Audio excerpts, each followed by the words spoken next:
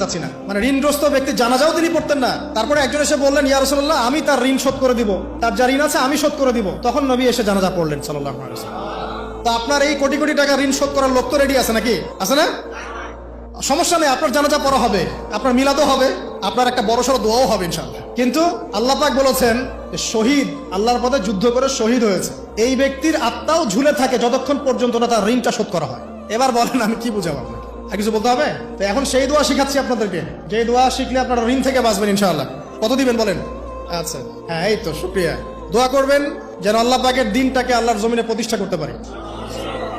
আমার সাথে বলেন, দোয়াটা হচ্ছে আল্লাহুম্মা ইকফিনি বিহালালিকা আন হারামিকা ওয়া আগনিনি বিফদলিকা আম্মান সিওয়াকা।